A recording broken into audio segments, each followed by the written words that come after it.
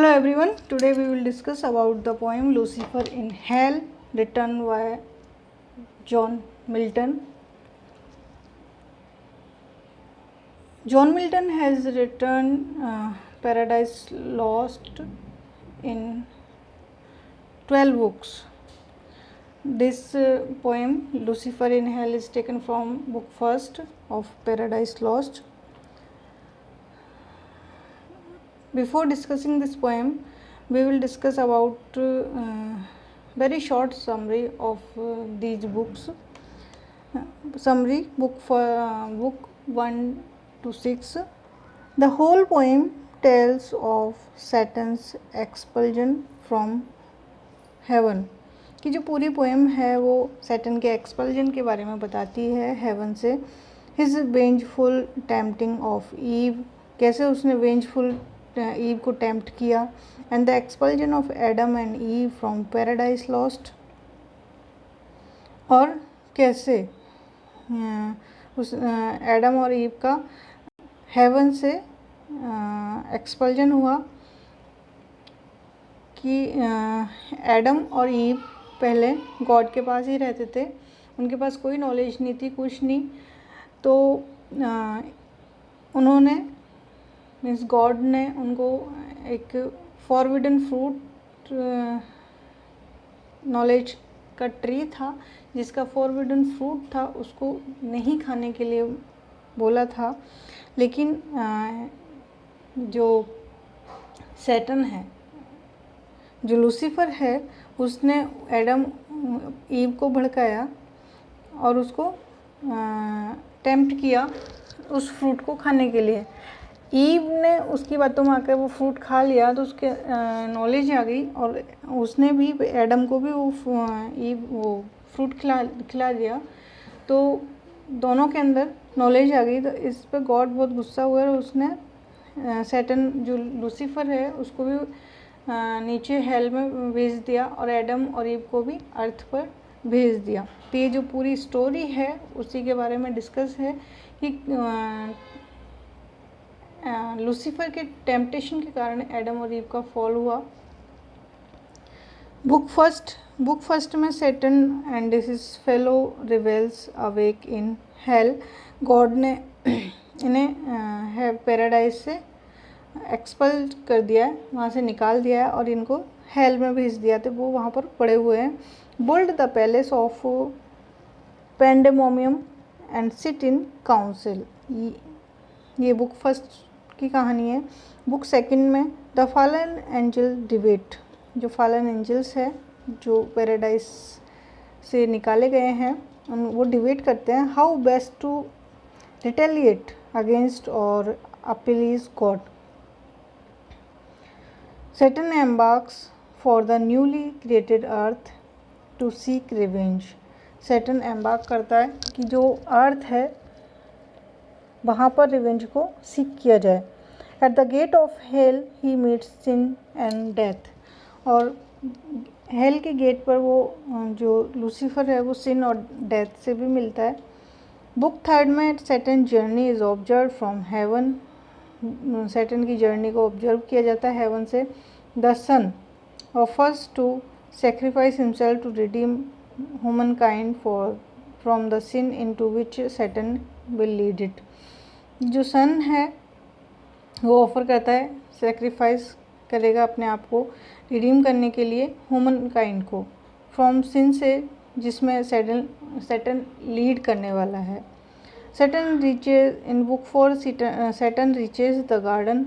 उस गार्डन में पहुंचता है. Plots to make even and Adam and Eve in sin by eating of the tree of knowledge. कि जो वो षड्यंत्र करता है एडम और ईव को पाप करने के लिए कि वो खाए द ट्री ऑफ नॉलेज का fruit. On his first attempt to seduce Eve in her sleep. और वो ईव को seduce करता है उसकी नींद में. He is apprehended by the angel Gabriel. In book 5 Raphael dines with Adam and Eve and tells them the story of Satan's rebellion in heaven. Raphael जो है वो एडम और ईव को बताता है कि सैटन का जो रेबेलियन है, विद्रोह है हेवन में, वो उसके बारे में स्टोरी बताता है. In book 6 Raphael tells of the war in heaven. Raphael उस वॉर के बारे में बताता है जो हेवन में हो रहा है. And the expulsion of Satan, और सैटन के एक्सपल्जन के बारे में. And rebel angels by the son of God, और उन एंजल्स के बारे में जो गॉड के द्वारा हेवन से निकाले गए हैं. बुक 7 में Raphael tells of the creation of the world in 6 days. World के क्रिएशन के बारे में बताता है. In book 8 Adam tells Raphael of his own creation and meeting with Eve. Adam Raphael को अपनी खुद की क्रिएशन के बारे में बताता है और ईव से मीटिंग के बारे में भी बताता है. In book 9 Satan returns in the voice of a serpent. Satan जो है लौटता है एक सांप के वेश में. And tempts Eve to eat the forbidden fruit. वो ईव को टेम्प्ट करता है कि वो फॉरबिडन फ्रूट को खाए. Learning what she has done Adam consents to eat as well. जब एडम को ये पता चलता है कि उसने वो फ्रूट खा लिया है ईव ने, तो वो भी उस फ्रूट को खा लेता है. They fall victim to lust, shame and mutual recrimination. और फिर वो शिकार बन जाते हैं लस्ट के, शेम के एंड म्यूचुअल रिक्रिमिनेशन के. In book 10 Satan returns in triumph to hell. Satan वापस विजयी होकर के हेल में आता है. But he and his devils are transformed into snake. लेकिन वो और उसके जो एंजल्स हैं वो स्नेक में ट्रांसफॉर्म हो चुके हैं. Adam and Eve bemoan their state. Adam और ईव अपनी इस अवस्था के लिए bemoan. In book 11 the angel Michael tells Adam and Eve that they must depart from paradise. जो एंजल है माइकल, वो भी एडम और ईव से कहता है कि उन्हें भी पैराडाइज से चले जाना चाहिए. First he reveals to Adam the future of humankind. और पहले वो एडम को ह्यूमन काइंड के फ्यूचर के बारे में बताता है. In book 12 Michael continues his revelation including the coming of Christ hand in hand Adam and ewe depart from paradise. और बुक 12 में माइकल बताता है आगे कि तुम्हें अर्थ पर जाना है, वहाँ पर क्राइस्ट आएंगे और फिर उसकी बात से कंसेंट होकर के एडम और ईव वहाँ से चले जाते हैं पैराडाइज से. तो ये इस पैराडाइज लॉस्ट की कहानी है जिसे जॉन मिल्टन ने 12 बुक्स में लिखा है. चलिए पोएम स्टार्ट करते हैं. लूसीफर इन हेल, जो कि बुक 1 से ली गई है. इसकी lines. 9 times the space, 9 times the space that measures day and night. कि स्पेस जिसे नापता है, मेजर्स नापता है, डे एंड नाइट कितनी बार? 9 times. कि 9 दिन और 9 रात जो है. टू मॉर्टल मैन, कि जो मॉर्टल मैन है वो नापता है 9 दिन और 9 रात स्पेस में. ही विद हिज हॉरिड क्रू ले बैंक्विस्ट. कि जो लूसीफर है वो 9 दिन और 9 रात तक अपने हॉरिड क्रू, अपने भयानक क्रू, एंजल्स का जो क्रू है उसके साथ पड़ा रहा. कहाँ पर पड़ा रहा? हेल में पड़ा रहा. Rowling in the fiery gulf. Rolling लुढ़क रहा था, वो सब लुढ़क रहे थे. इन द फियरी, उस भयानक गल्फ खाड़ी में, उस भयानक खाड़ी में वो इधर से उधर लुढ़क रहे थे. confounded though immortal but his doom। confounded थे मीन्स अचंभित थे, दो इमोर्टल हालांकि वो अमर है, फिर भी अपने सिंस के कारण उन्हें हेल में भेज दिया गया। ये जो पोएम है वो ब्लैंक वर्स में लिखी गई है और इसमें लूसीफर के फॉल और प्राइड के बारे में पोइट ने बताया है। जो इस पोएम की मेन थीम है वुमेन्स डिसोबीडियंस टुवर्ड्स गॉड, कि मैन कैसे डिसोबीडियंस करता है गॉड के प्रति, and the consequences that followed from it, और उसके बाद जो कॉन्सिक्वेंसेस होते हैं, क्या क्या कॉन्सिक्वेंसेस होते हैं उसके बारे में पोइट ने बताया है। This poem is an account of burning ambition of Lucifer. ये लूसीफर की बर्निंग एम्बिशन के बारे में है।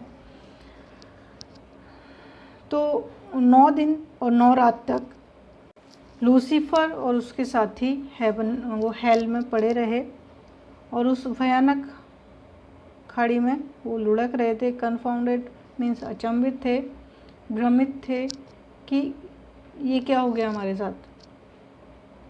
दो इमोर्टल, हालांकि वो एंजल्स थे तो इमोर्टल थे, मतलब नश्वर नहीं थे, वो हमेशा ही अमर रहेंगे। But his doom reserved him to more wrath, लेकिन उसका भाग्य, डूम मीन्स भाग्य, रिजर्व्ड सुरक्षित है, रेथ गुस्सा, कि उसके भाग्य ने उसके लिए और गुस्सा सुरक्षित कर रखा था, और ज़्यादा गुस्सा उसके अंदर भर गया जब उसको गॉड ने हेल में भेजा। For now the thought both of lost happiness and lasting pain, क्योंकि जो थॉट था, कौन सा थॉट, जो उसे टॉर्मेंट कर रहा था, कौन सा थॉट उसको टॉर्मेंट कर रहा था, lost happiness, lost of happiness, कि उसकी खुशियाँ छिन गई, कि वो हेवन में इतने आराम से मज़े से रह रहा था, वो उससे छिन गया, उसकी सारी खुशियाँ छिन गई।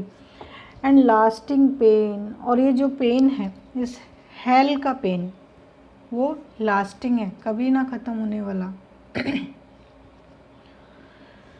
ये दोनों बातें उसे बहुत ज़्यादा परेशान कर रही थी। Round he throws his baleful eyes, अब वो हेल में पड़ा हुआ था तो उसने चारों तरफ अपनी वेलफुल मीन्स दुख से भरी हुई आइज को घुमाया, मतलब उसने हेल में चारों तरफ देखा। That witnessed huge affliction and dismay, तो उसने क्या देखा, हुज एफ्लिक्शन, अस्पष्टता एंड डिस्मे, धुंधलापन, निराशा, यही सब चारों तरफ उसको दिख रहा था कि हेल में जो है उसको धुंधलापन, अस्पष्टता, निराशा, ये सब कुछ चारों तरफ दिखाई दे रहा था। Mixed with obdurate pride and steadfast hate, और उसके अंदर मिक्स हो रहा था क्या मिक्स हो रहा था, ऑब्डुरेट जिद्दीपन, प्राइड घमंड, स्टेडफास्ट अडिग जो कभी चेंज ना हो, हेट कभी ना चेंज होने वाली हेट, और जिद्दीपन, घमंड, ये सब उसके अंदर मिक्स हो रहा था। मतलब वो 9 दिन और 9 रात तक हेल में पड़ा रहा, उसके बाद उनको होश आया तो वो सोच रहा है कि ये मेरे साथ क्या हुआ, लेकिन अभी भी वो अपनी गलती को एक्सेप्ट नहीं कर रहा है, और इसी कारण से ये थॉट्स जो हैं उसके अंदर चल रहे हैं। At once, as far as angels can he view, as far as, जितनी दूर तक, एट वंस, एक बार में, एंजल, देवदूत, कैन, ही व्यू, जितनी दूर तक एक एंजल एक बार में देख सकता है, कि वो तो एंजल है तो पावर्स भी ज़्यादा है, तो वो जितनी दूर तक एक बार में देख सकता है। The dismal situation waste and wild, तो उसको डिस्मल, निराशा, धुंधली हुई सिचुएशन ही दिखाई देती है, जो वेस्ट की है एंड वाइल्ड की है, मतलब वहाँ पर वेस्ट और जंगलीपन है हेल में, और इसके अलावा कुछ भी नहीं है। ए डंजन हॉरिबल, एक ऐसी खाड़ी, एक ऐसा कैद खाना जो बहुत भयानक है। डंजन हेल के लिए आया है कि वो डंजन बहुत हॉरिबल है, ऑन ऑल साइड्स राउंड, चारों तरफ से, एक तरफ से नहीं, चारों तरफ से वो बहुत ही भयानक है। कि एंजल्स लूसीफर हमेशा ही पैराडाइज में रहे हैं, इन्होंने कभी ऐसी सिचुएशन को फेस नहीं किया है। अब गॉड ने जब इनको पनिश किया और इनको हेल में भेज दिया है, तो ये सब उन हेल की जो सिचुएशंस है उनको देख करके परेशान हो रहे हैं। At one great furnace flamed, कि जो एक तरफ तो एक बहुत बड़ी फर्नेस, भट्टी, फ्लेम्ड, जल रही है, हेल में आग ही आग है, तो ऐसा लग रहा है एक बहुत बड़ी भट्टी जल रही है। Yet from those flames no light, लेकिन उस भट्टी की जो फ्लेम्स है, लपटें हैं, नो लाइट, उनसे कोई रोशनी नहीं हो रही है हेल में। तो यहाँ पर पोइट ने पैराडॉक्स का यूज़ किया है कि आग जलेगी तो कॉमन सी बात है, उजाला होगा, लेकिन वहाँ पर चारों तरफ आग जल रही है और फिर भी कोई उजाला नहीं है, तो बट रेदर डार्कनेस विजिबल, लेकिन प्रकाश की बजाय उसको अंधेरा ही दिखाई दे रहा है। डार्कनेस विजिबल में पोइट ने एंटीसिस का यूज़ किया है कि डार्कनेस भी है और विजिबल भी है। डार्कनेस में तो कुछ दिखाई नहीं देता है, लेकिन यहाँ पर विजिबल हो रहा है। Served only to discover sights of woe, और उसको उजागर हो रहे हैं, डिस्कवर, उजागर हो रहे हैं, लूसीफर को क्या उजागर हो रहे हैं, दुख के दृश्य, साइट्स, दृश्य, सीन्स, रीजन्स ऑफ सोरो, डोलफुल शेड्स वेयर पीस,